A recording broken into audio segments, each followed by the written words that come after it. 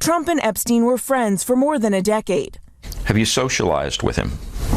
Yes, sir. Yes? Yes, sir. Have you ever socialized with Donald Trump in the presence of females under the age of 18? Though I'd like to answer that question, at least today, I'm going to have to assert my 5th, 6th, and 14th Amendment rights, sir. After Epstein's arrest in 2019, Trump said he hadn't spoken to him in 15 years. He insists he broke off the friendship when he learned Epstein and Maxwell were luring away young female staffers who worked at Mar-a-Lago. He stole people that worked for me. I said, don't ever do that again. He did it again, and I threw him out of the place, persona non grata. I threw him out, and that was it. A politically damaging vote on the release of the remaining federal files related to the investigation of deceased sex offender Jeffrey Epstein now appears inevitable after attempts to persuade two key Republican congresswomen to withdraw their support for the measure reportedly failed. Reports indicate that Donald Trump actively lobbied Representatives Lauren Boebert of Colorado and Nancy Mace of South Carolina to remove their signatures from a discharge petition. This petition achieved the necessary 218 signatures this week, automatically triggering a vote in the House of Representatives on legislation demanding the full release of the sealed documents. The prospect of the vote leaves Trump exposed on an issue that carries the potential to alienate significant segments of his political base, who often champion transparency and accountability. The attempt to sway Representative Boebert occurred during a White House meeting shortly after the House Oversight Democrats released a selection of Epstein's emails that suggest Trump may have possessed more knowledge about the financier's sex trafficking activities than he has publicly acknowledged. During the meeting, the regime reportedly employed various tactics to secure Boebert's withdrawal, including enlisting figures like Attorney General Pam Bondi and FBI Director Kash Patel. When these appeals failed, the pressure allegedly escalated to include what was described as vague threats. However, citing sources familiar with her thinking, the reports indicated that the hardline approach had the counterproductive effect of stiffening Boebert's resolve. She reportedly grew suspicious that there might be a conspiracy afoot to conceal the full contents of the files, solidifying her commitment to the petition. Similarly, Representative Mace, who is a candidate for governor in South Carolina, reportedly received an unsuccessful attempt by Trump to contact her by phone. Mace later explained her position in a letter to Trump, citing her personal history as a survivor of sexual assault and rape, and affirming that she could not change her mind on the matter. She later emphasized on social media that the petition was deeply personal. The two congresswomen were joined by other Republicans, Thomas Massie of Kentucky, a co-sponsor of the bill, and Marjorie Taylor Greene of Georgia, a figure previously considered a fiercely loyal Trump ally, in signing the petition. We are seeing these big leaks like the one today, selectively, according to the White House, that claims that Donald Trump knew in 2011 about Epstein's crimes. These emails prove absolutely nothing other than the fact that President Trump did nothing wrong. The president himself muses the Democrats are trying to bring up the Jeffrey Epstein hoax again because they'll do anything at all to deflect on how badly they've done on the shutdown. And so many other subjects. Only a very bad or stupid Republican would fall into that trap. When Joe Biden was sitting in there, the Democrats never brought this up. This wasn't an issue that they cared about because they actually don't care about the victims in these cases.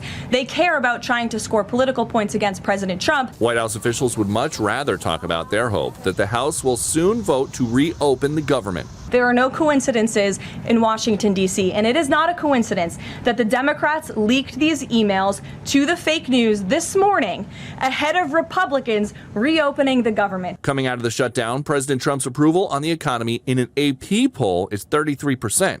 The crucial 218th signature was finally secured this week with the swearing-in of Democrat Adelita Grijalva, an event that has been delayed for over 2 months following her special election victory. Democrats accused Speaker Mike Johnson of deliberately delaying Grijalva's oath-taking in a last-ditch attempt to prevent the discharge petition from gaining the numbers needed to trigger the vote. With the vote now scheduled for early December, Representative Ro Khanna, the petition's Democratic co-sponsor, predicted that between 40 and 50 Republicans could ultimately vote alongside Democrats to release the files. Although the legislation will still need approval from the Senate, it can potentially face a veto from the executive branch.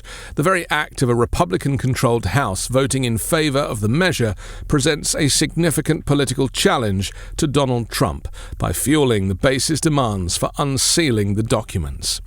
The renewed speculation over the Epstein files was driven by a tranche of correspondence released by House Democrats, which raised serious questions about the extent and nature of Trump's long-running relationship with Epstein, who died by suicide in prison in 2019 while awaiting trial for sex trafficking charges. The documents contained 3 especially relevant exchanges. Firstly, in 2019, in a direct message to columnist and author Michael Wolff, Epstein explicitly stated concerning of Trump, of course, he knew about the girls as he asked Ghislaine to stop. This allegation suggests direct knowledge of Epstein's illegal conduct, contradicting Trump's previous assertions that Epstein merely stole young female staffers from his Mar-a-Lago club. Ghislaine Maxwell, Epstein's former girlfriend and co-conspirator, is currently serving a 20-year prison sentence for her role procuring girls for abuse. Secondly, an email exchange between Epstein and Maxwell revealed Epstein's observation about the lack of public scrutiny on his former friend Trump.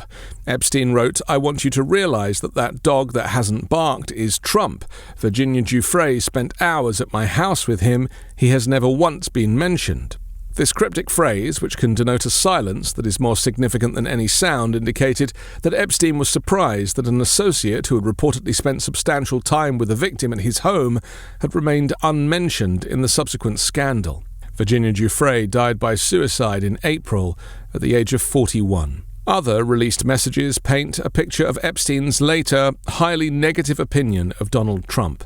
In a 2017 email, Epstein wrote, "I have met some very bad people, none as bad as Trump, not one decent cell in his body," and in other instances referred to Trump as a maniac showing signs of early dementia. Further, the emails detailed a 2015 exchange where Epstein sought media advice from Michael Wolff on how to manage Trump's response to questions about their relationship during an upcoming CNN interview.